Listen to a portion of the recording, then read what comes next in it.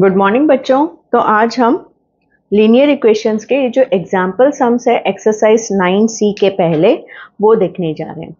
Exercise 9C के पहले जो एग्जाम्पल सम्स है वो देखेंगे। One number is 3 times another number. If the larger number is subtracted from 60, the result is 5 less than the smaller number subtracted from 55। Find the numbers. अब जब हम ऐसे पढ़ते हैं तो हमें ऐसे लगता है कि ये बहुत टफ सम है, लेकिन बच्चों पहले हमें पूरा क्वेश्चन पढ़ लेना चाहिए, फिर हम इस सेंटेंस को ब्रेक कर करके इसके मीनिंग को समझेंगे। जैसे यहाँ मैंने उस क्वेश्चन को ब्रेकअप करके लिखा है। One number is 3 times another number. मतलब कोई नंबर है जो 3 गुना ज़्यादा है दूसरे नंबर से।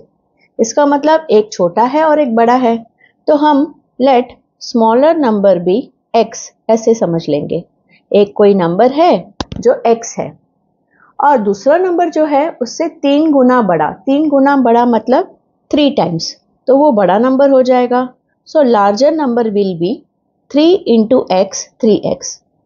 क्या किया हमने? छोटे नंबर को x माना और इस कंडीशन के हिसाब से one number is 3 times another number को। सो ये देखिए, देखने में ही पता चलता है ये x है और ये 3x है, तो ये स्मॉलर ही होगा और ये बिगर होगा। If larger number is subtracted from 60, तो अब यहाँ से यहाँ का मीनिंग समझते हैं। अगर बड़े नंबर को 60 से सब्ट्रैक्ट किया जाए तो हमें आपको याद है बच्चों, हम यंगर क्लासेस में क्या करते थे? Subtract 6 from 10। इसका मीनिंग क्या है? जो फ्रॉम के बाद आता है नंबर वही पहले आएगा, और -6 क्योंकि सब्ट्रैक्ट कहा गया है तो माइनस फिर 6, मतलब इधर भी फ्रॉम के बाद जो नंबर है वही पहले आएगा। So if larger number is subtracted from 60, अगर 60 से लार्जर नंबर सब्ट्रैक्ट किया जाए और लार्जर नंबर हमारा क्या है? 3x। द रिजल्ट इज का मीनिंग क्या है बच्चों? इक्वल टू हो गया ये।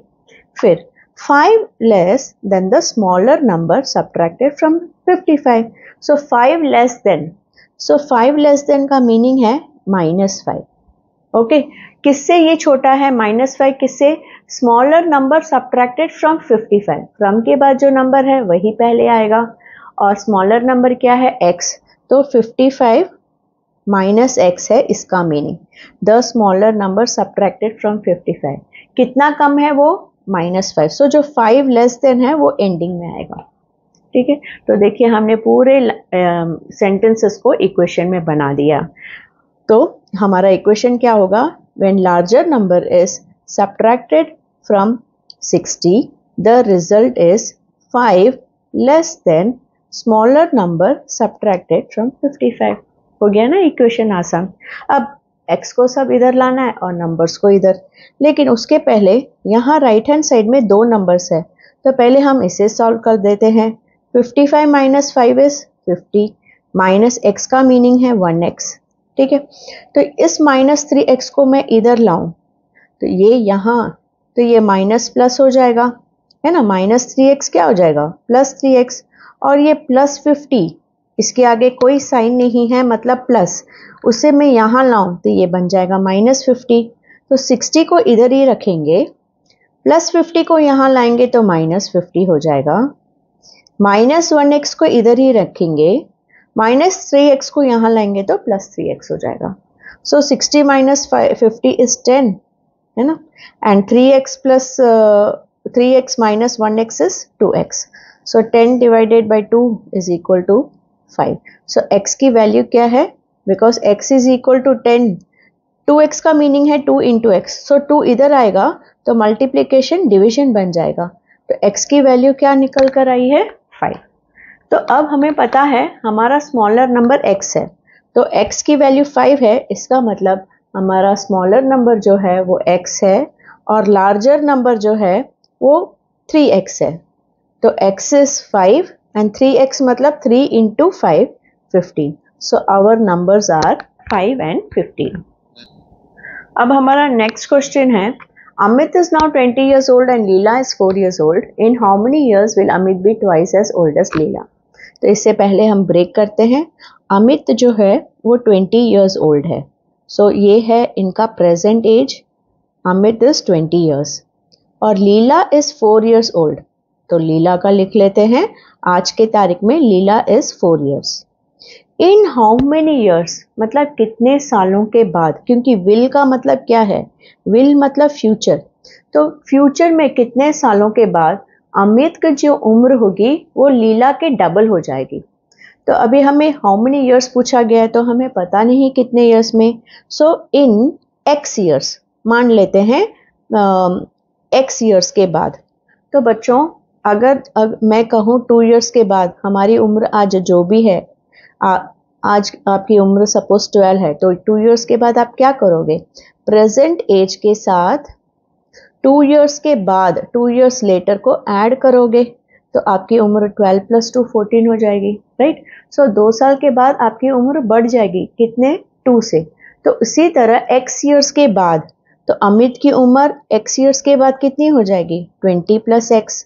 इसी तरह लीला का भी तो उतना उम्र बढ़ जाएगा, 4 + x। तो this is their age x years later, मतलब x ईयर्स के बाद अमित की एज ये है और लीला की ये है। So in how many years will Amit be twice as old as Leela.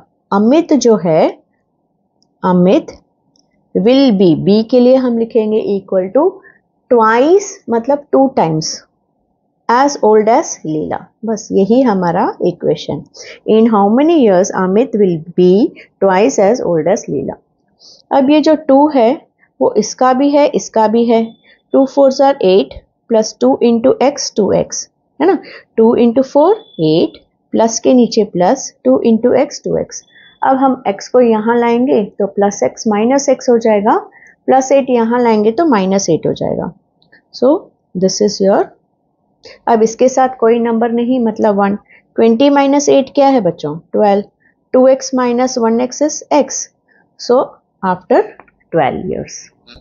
अब बच्चों यही हमारा आंसर है। In 12 years Amit will be twice as old as लीला।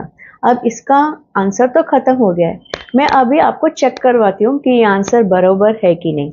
देखिए x मतलब 12, so sum is complete children. Now I am just showing you is this right answer, हम check कर रहे हैं, ठीक है।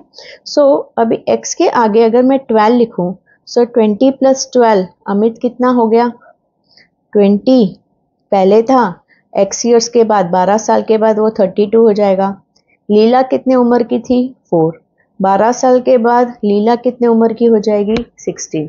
देखिए Amit will be twice, Amit double है ना, ट्वाइस 2 टाइम्स, 16 2s are 32।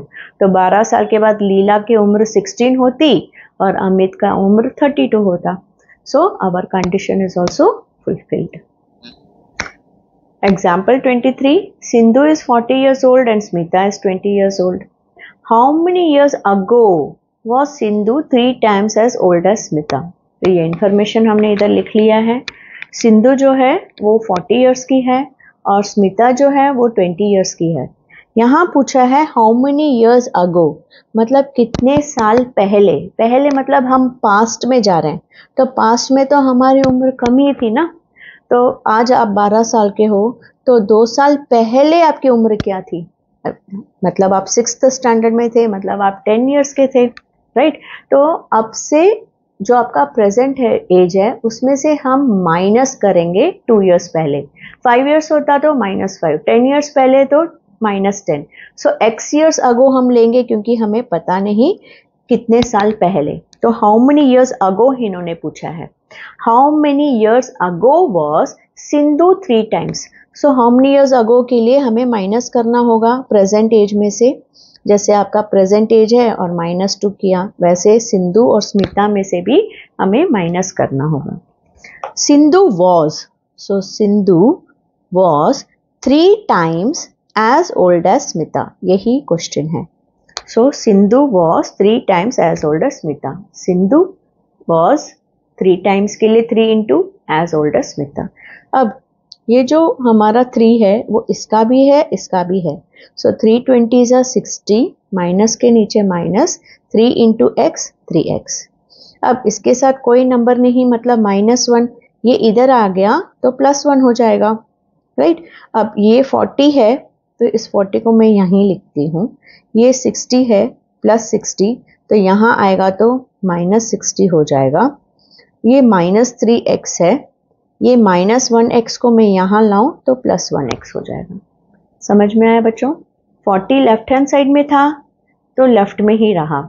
60 जो एक नंबर है उसे इस नंबर से मिलाने की कोशिश कर रहे हैं। यहाँ सारे नंबर्स, यहाँ सारे अल्फाबेट्स, तो ये +60 यहाँ -60 हो गया। -3x राइट में ही था तो वही साइन। ये जो -1x है इसे यहाँ लाएंगे तो +1x।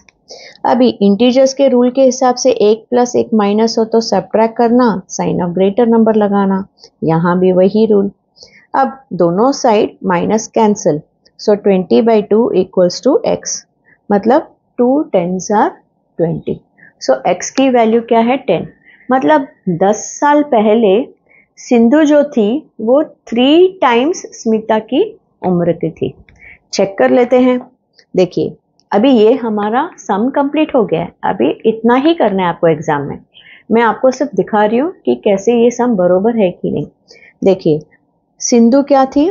40 इयर्स की थी, तो 10 साल पहले वो कितनी होगी? 40 - 10 30 इयर्स की हुई होगी।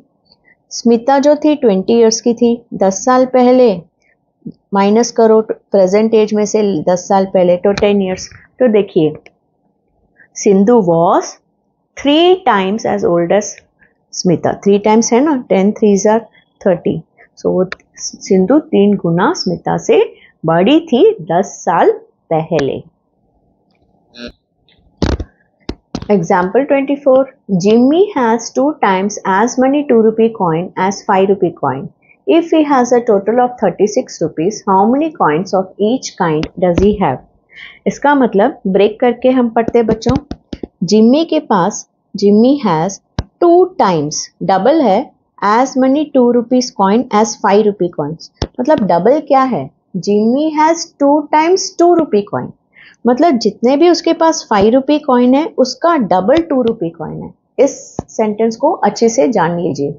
जिम्मी हैज 2 टाइम्स 2 रुपये कॉइन्स हैज 5 रुपये कॉइन, मतलब 5 रुपये कॉइन कम है तो जो कम होता है उसे ही हम x लेते हैं। तो काइंड ऑफ कॉइन्स मतलब 5 रुपये वाला कॉइन, वो हम मानेंगे x है उसके पास। और इसका मतलब जो 2 रुपये कॉइन है वो उसका डबल है। सो 2 रुपये वाला जो कॉइन है उसके पास डबल है, मतलब इसका डबल 2 × x है ना। सो ये हुआ 2 × x 2x। ठीक है। अब if he has a total of 36 rupees, मतलब इस कॉइन की जो वैल्यू है टोटल मिलाकर वो 36 रुपीज है, तो how many coins of each kind does he have? तो उसके पास 5 रुपए वाले कॉइन कितने थे और 2 रुपए वाले कॉइन कितने थे, यही फाइंड आउट करना है। लेकिन ये फाइंड आउट करने के लिए हमें 36 रुपीज का यूज करना होगा। ठीक है, तो चलते हैं। ये हमने क्वेश्चन से जाना और इसकी जो टोटल वैल्यू है वो मैं यहाँ लिख देती हूँ। टोटल वैल्यू इन रुपीस जो है वो है 36। तो सिर्फ यही इंफॉर्मेशन क्वेश्चन से दी गई है, तो हमें 1 2 3 हमें सिर्फ 1 2 से ही पता चल जाएगा। ठीक है। अब देखिए बच्चों, अगर आपके पास ये 5 रुपये वाला कॉइन है, अगर एक 5 रुपये वाला कॉइन है तो 1 × 5 आपके पास 5 रुपीस है। लेकिन आपके पास और एक 5 रुपये वाला कॉइन है, तो 5 रुपया प्लस 5 रुपया 10 रुपया हो गया। कैसे? 2 कॉइन्स × 5 रुपीस। अगर आपके पास 3 कॉइन्स होते तो × 5 रुपीस क्या करोगे? 15 रुपीस हो जाते। तो हम क्या करते हैं, जितने भी हमारे पास कॉइन्स है उसे हम 5 रुपीस से मल्टीप्लाई करेंगे तो हमारे पास कितने रुपए हैं वो समझ में आ जाएगा। तो अगर हमारे पास x कॉइन्स है तो उसकी वैल्यू क्या हुई? 5 × x, दैट इज 5x। अब 2 रुपीस कॉइन हमारे पास 2x है, जैसे इन दोनों को मल्टीप्लाई किया वैसे अगर हम इन दोनों को मल्टीप्लाई करें तो 2 × 2x इज 4x। और अभी देखिए हमारे पास ये पूरी इंफॉर्मेशन है, तो मतलब 5 रुपया कॉइन मिलाकर 2 रुपये कॉइन्स के साथ तो 36 रुपीस आ रहा है। तो 5 रुपये कॉइन की वैल्यू प्लस 2 रुपीस कॉइन की value is equal to 36. That means 9x is equal to 36. x is equal to 36. 9 इधर आया तो डिवाइड 9 4 सा 36. मतलब हमारे पास जो 5 रुपए कॉइन है वो 4 है क्योंकि x की वैल्यू यहाँ 5 रुपीज की है. So we have 4 coins of 5 rupees each.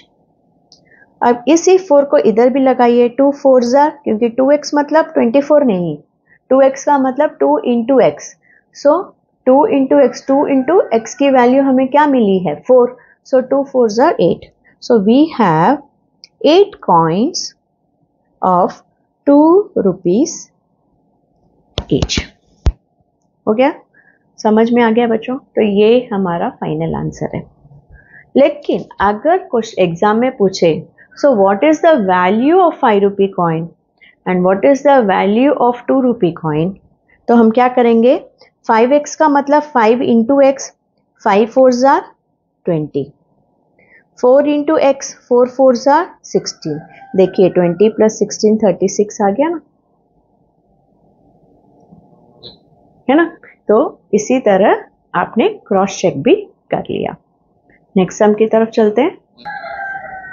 The sum of 3 consecutive number is 93. Find the number. तो पहले तो हमें 3 consecutive numbers क्या है वो जानना है.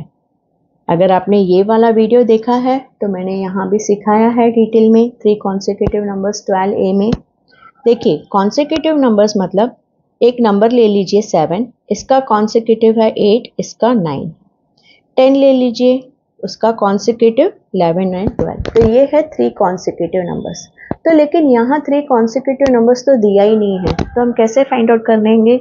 इसका एक फॉर्मूला है और वो फॉर्मूला कैसे आ रहा है मैं बता रही हूँ. उसके बाद तो अब बाय हार्ट कर लेते हो. अब देखिए 7 है, 7 के साथ मैं +1 करूँगी तो 8 आएगा और 7 के साथ मैं +2 करूँगी तो 9 आ रहा है. इसी तरह 10 के साथ +1 करेंगे तो 11 और +2 करेंगे तो 12. तो अगर मुझे ये कॉन्सिक्यूटिव नंबर्स क्या है पता नहीं, तो मैं इस 7 और 8 की जगह 10 के जगह x मानूं तो दूसरा नंबर क्या होगा इस पैटर्न के हिसाब से? 7 + 1 8, 10 + 1 11. So next number will B x + 1.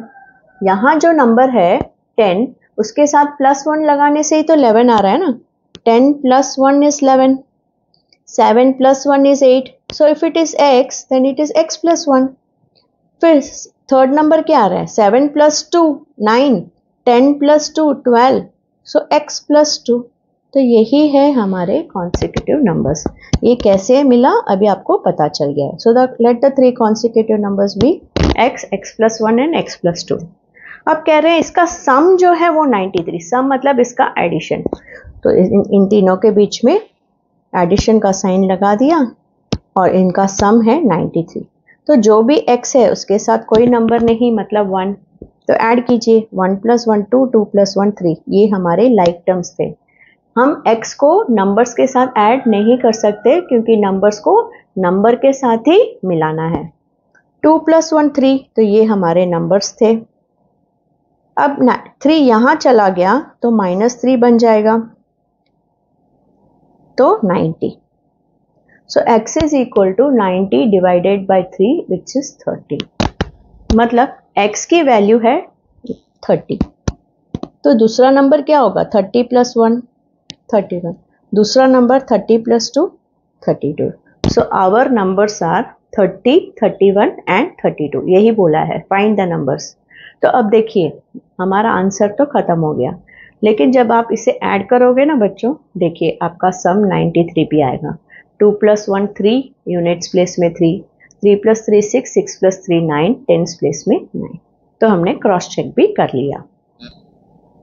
Last example some बच्चों.